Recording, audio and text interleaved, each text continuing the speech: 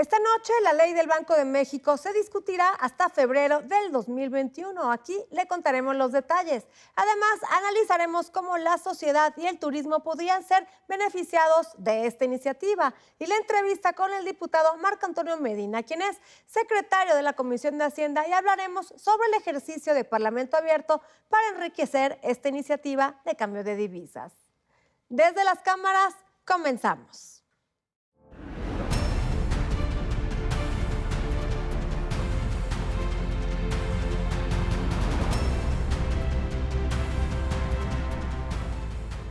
Este martes los diputados decidieron aplazar la discusión de la ley del Banco de México aprobada por los senadores para el mes de febrero. Los presidentes de la Junta de Coordinación Política del Senado, Ricardo Monreal, y de la Cámara de Diputados, Ignacio Mier, realizaron un anuncio conjunto sobre la iniciativa que busca reformar la ley del Banco de México en materia de captación de divisas. Dada la profundidad, la trascendencia de las reformas propuestas a la ley del Banco de México y de la necesidad de escuchar y de ampliar la deliberación y el análisis en torno a la misma, los grupos parlamentarios de Morena plantearemos a nuestros y nuestras respectivas integrantes la posibilidad de conformar una comisión bicameral de trabajo durante las 2 primeras semanas de enero o durante las primeras semanas de enero, en donde pueda participar de manera abierta, formal, Banjico, Hacienda, la Asociación Mexicana de Bancos, la Comisión Nacional Bancaria y quienes deseen hacerlo. El promovente de la iniciativa, Ricardo Monreal, reiteró: estos ingresos que provienen del exterior fundamentalmente provienen de migrantes nacionales y turistas del exterior. Y queremos que estos mecanismos que se están diseñando puedan generar que este dinero en moneda extranjera pueda fluir de manera sencilla, segura y económica en apoyo de las familias. Por su parte, el presidente de la Junta de Coordinación Política de la Cámara de Diputados, Ignacio Mier, aclaró: los que se habían pronunciado inicialmente, el sector financiero, el Banco de México, empezaron a señalar, y así lo manifestaban los medios, algo que relacionaban con la autonomía del Banco Central. Esto no acota, no violenta la autonomía porque no es el espíritu de la iniciativa. Por otro lado, que podía permitir la invasión de recursos de procedencia ilícita, que se pudieran incorporar al mercado financiero poniendo en riesgo las reservas internacionales, dólares manchados de sangre, lo cual es absolutamente falso. Desde las cámaras, Claudia Ivette García. Y ahora vamos con la entrevista que nos tiene preparada nuestro compañero Víctor Sánchez Baños. Los migrantes son un gran apoyo a la economía mexicana.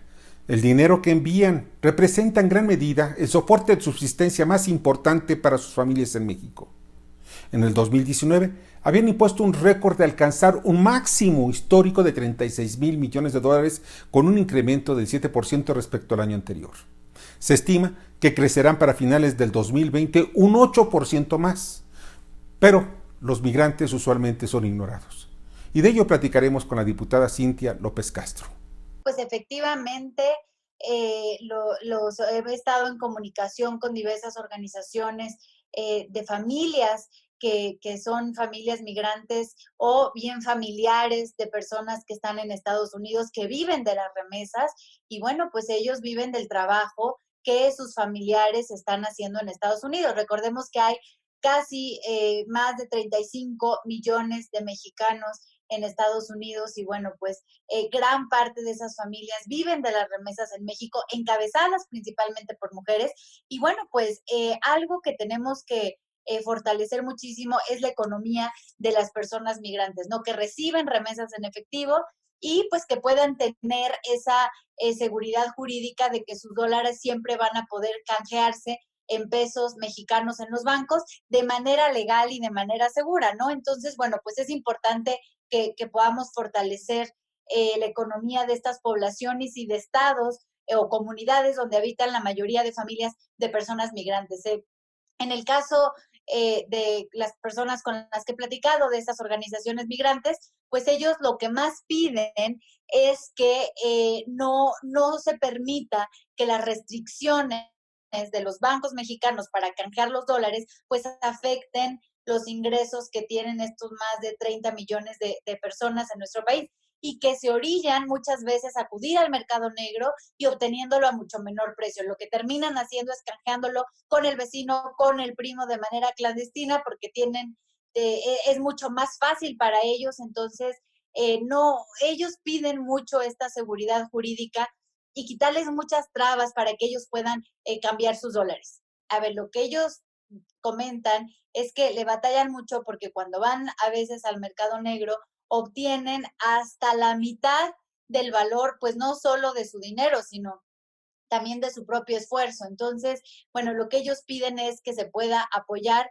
a fortalecer esta economía de estas poblaciones, de estas familias migrantes, y lo que necesitamos es que no haya tantas restricciones, que no sea tan complicado y que sea muy accesible para las personas que puedan cambiar sus dólares y que sobre todo que viven de esto. Entonces, bueno, pues es parte de la iniciativa que estamos trabajando en el Congreso, que se iba a votar esta semana en el último día de sesión. Se pasa ya sea a un periodo extraordinario el 15 de enero o bien en el último periodo de esta legislatura que empieza el 1 de febrero. Entonces, bueno, yo creo que esta iniciativa tiene diversas bondades en el ámbito social y por supuesto que beneficiará a millones de familias que tienen familiares migrantes y que viven de las remesas que sus familiares pues les mandan del extranjero. Entonces, bueno, pues esta iniciativa que estamos trabajando busca tener ese sentido social. Se van a hacer algunas pequeñas adecuaciones y pues esperemos que a inicios del próximo periodo se pueda trabajar en ello, porque además hubo una reunión con diferentes organizaciones migrantes, Víctor, y ellos lo que piden es que se les pueda apoyar de esta manera.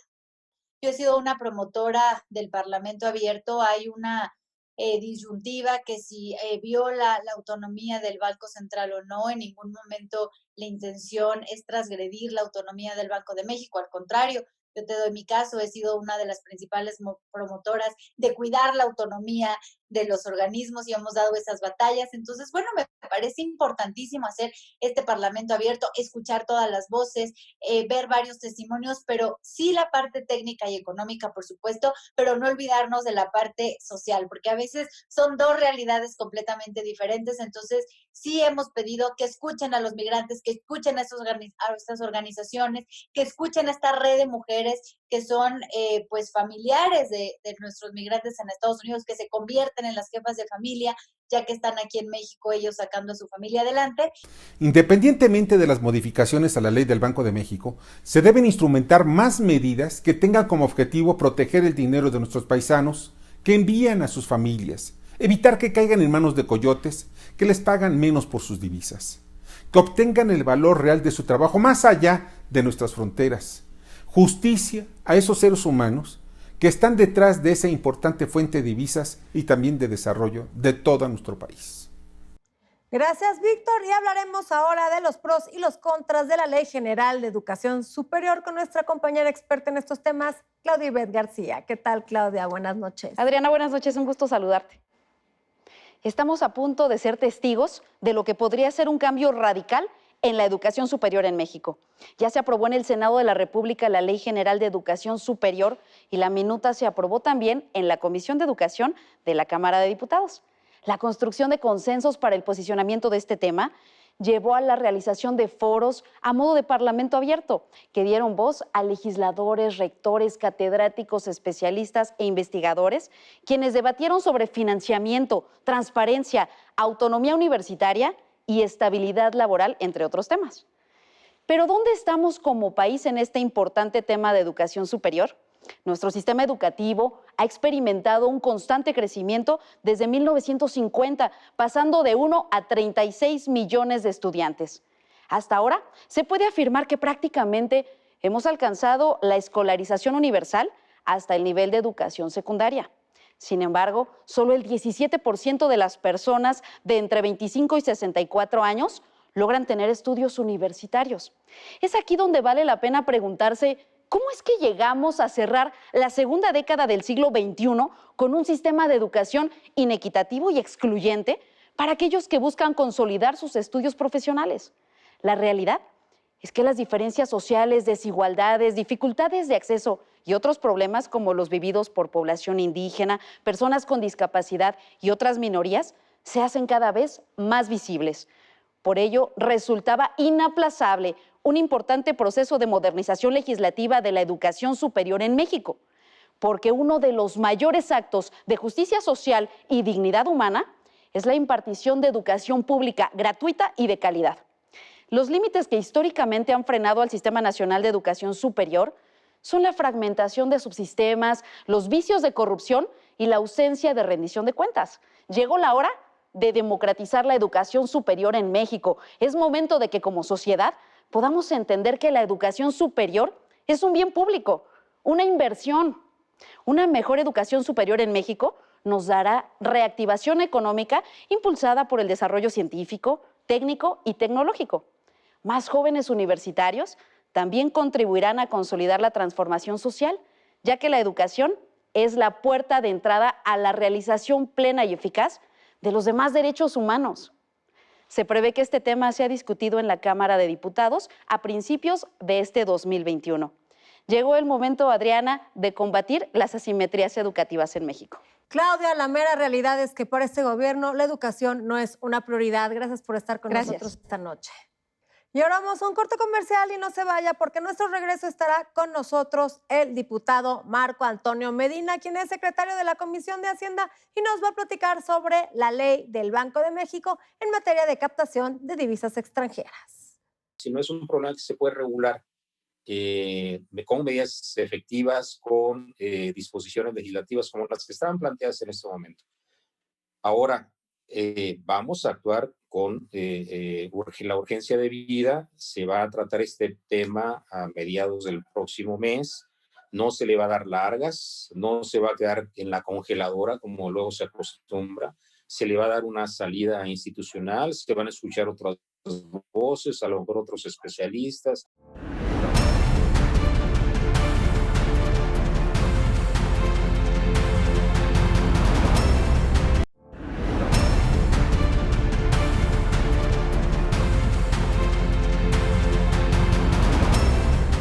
Tuxpan, Veracruz, y con nostalgia por la tarde, viene de la Comisión de Hacienda, pues la discusión está que arde.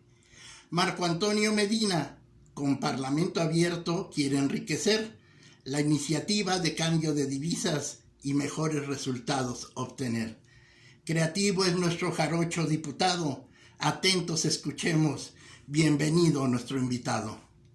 Gracias por continuar con nosotros, ya de regreso del corte, y esta noche se encuentra aquí vía Zoom en el estudio de Desde las Cámaras el diputado de Morena, Marco Antonio Medina, quien es secretario de la Comisión de Hacienda, y vamos a platicar sobre el ejercicio de Parlamento Abierto para enriquecer esta iniciativa de captación de divisa extranjera. Diputado, ¿qué tal? ¿Cómo está? Muy bien, Adriana, con mucho gusto de saludarte y saludar a tu auditorio.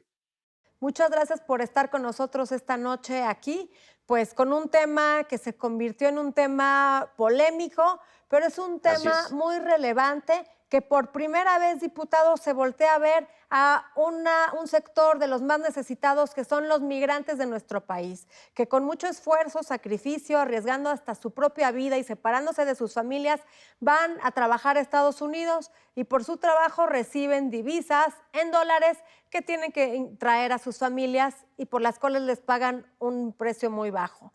Platíquenos cuál es el punto de vista y qué opina su bancada sobre esta iniciativa. Bueno, nosotros hubiéramos querido que ya esto se hubiera resuelto en estos días, porque precisamente es en estos días donde se tiene pues el tema candente. Los migrantes regresan, muchos de ellos, a sus hogares en diciembre, enero, para visitar a sus familiares y traen consigo una carga de moneda extranjera que quieren realizar, quieren pues convertir en moneda nacional y al no encontrar salida en los bancos, en las instituciones de crédito, en las casas de cambio adecuada, porque en algunos de ellos dicen, no, dinero en efectivo así, pues miren, tenemos ya limitaciones, ya no podemos devolverlos, repatriarlos a los Estados Unidos. Entonces, ¿qué sucede? Pues si no los aceptan las instituciones bancarias, pues entonces los migrantes se van al mercado negro, lo que se llama el mercado negro, con gente que les cambia sus dólares a un precio inferior.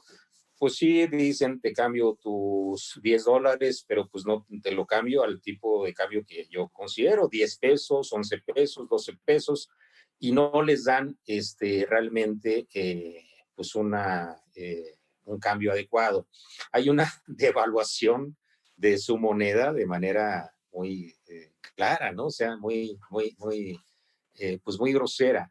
Entonces, si tuviéramos una regulación adecuada y si el Banco de México tuviera acuerdos, ya como se plantea en la iniciativa, ya se hubiera resuelto ese problema. Sin embargo, vamos a estar dando un poco más de tiempo. Ese es un problema de migrantes, ese es un problema de comercios que están ubicados en la frontera norte, es un problema de las zonas turísticas del país donde los meseros, la camarista recibe en propinas dólares y pues tiene que cambiarlos de alguna manera. Entonces, Incluso, diputadora, que menciona el tema de los turistas, muchos turistas que ingresan al país con dólares se sienten, bueno, pues afectados y se sienten que les están viendo la cara porque les dan mucho menos dinero del que corresponde al valor de su moneda y esto pues inhibe al turismo, que es una de las fuentes más importantes de ingresos del país. Claro, o sea, hasta allá puede llegar precisamente esta problemática cuando un turista pues no hace el cambio en la institución correspondiente y entonces lo hace en el comercio a donde va a comprar y se le dan menos valor a su moneda, ¿no? Entonces, sí tenemos un problema fuerte, es un problema importante. No es un problema así que vaya a ser un problema candente para toda la economía nacional, sino es un problema que se puede regular con medidas efectivas, con disposiciones legislativas como las que estaban planteadas en este momento. Ahora, vamos a actuar con la urgencia de vida. Se va a tratar este tema a mediados del próximo mes. No se le va a dar largas, no se va a quedar en la congeladora como luego se acostumbra. Se le va a dar una salida institucional, se van a escuchar otras voces, a lo mejor otros especialistas. La misma voz de las organizaciones de migrantes puede ser escuchada ahora a principios de enero. Se va a organizar todo de tal manera que podamos hacer ahora sí una consulta mucho más amplia para conocer los puntos de vista de todos los sectores productivos, económicos y sociales. O sea, este país no funciona solo con los sectores productivos, funciona con toda la sociedad y debemos escuchar todas las voces. Entonces, en ese sentido, pues fue la posposición de lo que se hizo en la Cámara actualmente, simple y sencillamente para tener un terreno más amplio de argumentos, de ideas, de propuestas que resuelvan esta problemática para los migrantes y para los sectores comerciales y turísticos que reciben moneda extranjera. Esa es la idea. Incluso, diputado, la Fiscalía de la República ya se pronunció que cuando realizan decomisos del crimen organizado de dinero en dólares en efectivo, es un dinero que se queda en bóvedas resguardado y no se puede ni invertir ni gastar porque no entra al sistema financiero, habiendo tantas necesidades en nuestro país, cuando ese dinero se pudiera utilizar para cosas del bien común. Exactamente, ahí tenemos otro problema, otra problemática que también es importante incorporar a la discusión. Todo lo que se decomisa, entonces no puede regresar porque es dinero pues, mal habido, es dinero que tiene pues un inicio y un curso pues muy complicado y entonces no se puede realizar, no se puede regresar al circuito financiero y dólares son dólares, moneda extranjera es moneda extranjera, todo tiene su valor, independientemente de la forma como haya transitado a la economía, de alguna manera tiene que, al haberse ya decomisado, al haberse ya fiscalizado adecuadamente por la justicia, entonces tiene que regresarse, tiene que devolverse al circuito y poder atender precisamente necesidades sociales. O sea, si se quedan en bóvedas, pues qué caso tiene. Un vehículo que se recupera, si se tiene en bóvedas y no se pone en subasta, por ejemplo, pues se está creando problemas para la nación. Necesitamos almacenes grandes y grandes y gente que esté en la custodia de estos valores. Entonces, lo mismo sucede con el dinero. El dinero es una mercancía, igual que cualquiera otra, necesita de circulación, necesita de resguardo, pero a su vez necesita de tener el circuito adecuado para que se pueda desenvolver. O sea, si no, ¿qué caso tienen? Vamos a llenar el país de almacenes, de decomisos, y no vamos a tener manera de llevarlos a cabo, ¿no? En pocas palabras, diputado, bueno, este dinero requiere ingresar al sistema financiero para que lleve su curso, su flujo, su inversión y su gasto y haya crecimiento en el país. Ha habido voces que se han pronunciado en contra de esta iniciativa, voces que representan intereses personales que defienden los grandes capitales extranjeros, que además han utilizado la voz del Banco de México para tomarla como propia, diputado. ¿Qué opina usted de esto? Mira, yo creo que esta iniciativa que nos llegó del Senado nos ha dado la oportunidad a los diputados, las diputadas, y como nosotros somos la Cámara que representa los intereses populares, nos ha dado la oportunidad de adentrarnos en un tema que luego parece que es un tema tabú, que es el manejo, el destino, la situación de una institución muy importante que es el Banco de México, que tenemos que cuidar todos, desde luego, pero que luego parece que es una institución por encima del Estado, que es una institución que nadie tiene que asomarse a ver cómo trabajan, cómo establecen sus mecanismos, sus formas de actuación. Yo preguntaba al director del Banco de México, ¿qué pasa con las reservas? ¿Dónde están invertidas? ¿Quién las tiene? ¿No? Y las reservas internacionales son recursos de la nación, o sea, todo el mundo debemos de estar enterados qué sucede con las reservas internacionales y qué sucede también con las empresas con las que se tienen acuerdos a nivel internacional para que estas reservas estén trabajando y den intereses, porque dinero que se tiene en bóvedas, dinero pues, que no se utiliza, que no tiene ningún beneficio para el país, o sea, estaría perdiendo capacidad económica esas reservas. Entonces se utilizan y se utilizan de qué manera, con qué comisiones están ganando las instituciones a las cuales se les están dando estos recursos. Y yo creo que ahí están colocados precisamente intereses extranjeros. Una gran parte de la exportación de dinero en efectivo, que es un negocio que se lleva a los Estados Unidos, está conducida a través de Bank of America y también por Citibank, que son dos instituciones muy fuertes en los Estados Unidos y que pues han creado prácticamente pues un monopolio de todos los cursos que lleva el dinero en efectivo, la exportación de dinero en efectivo. Y decían, bueno, pues bienvenidos todos los que quieran ingresar a este negocio, pero la verdad es que ya está tan acotado, ya está tan construido de la manera como ellos quieren, que finalmente yo creo que aquí hay un problema. Necesitamos resolverlo como nación, necesitamos resolver esos flujos de efectivo de moneda extranjera y necesitamos hacer que el mercado de capitales y el mercado de dinero en este caso tenga una adecuada correspondencia con los intereses del país, con los intereses de la nación, no solo con los intereses de los que pueden ser legítimos, de las instituciones extranjeras, pero sobre todo respondiendo también a los intereses del país. Y es aquí donde nosotros como diputados, pues ahora nos hemos dado cuenta de que sí necesitamos meternos muy a fondo de cómo están trabajando estos cursos de dinero, cómo están las disposiciones jurídicas, cómo está la instrumentación económica, cómo están los acuerdos, los convenios, los contratos que se tienen con esas instituciones para el manejo de esos flujos y también para el manejo de la reserva de divisas que tiene el país.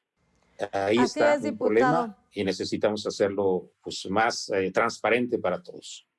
Aquí le vamos a estar dando seguimiento a la discusión y aprobación de esta ley y a los foros de Parlamento Abierto que, bueno, le van a dejar más clara a la sociedad y a la opinión pública de qué se trata realmente esta ley, porque ha habido demasiada mala información. Muchas gracias por estar con nosotros esta noche aquí en Desde las Cámaras, diputado.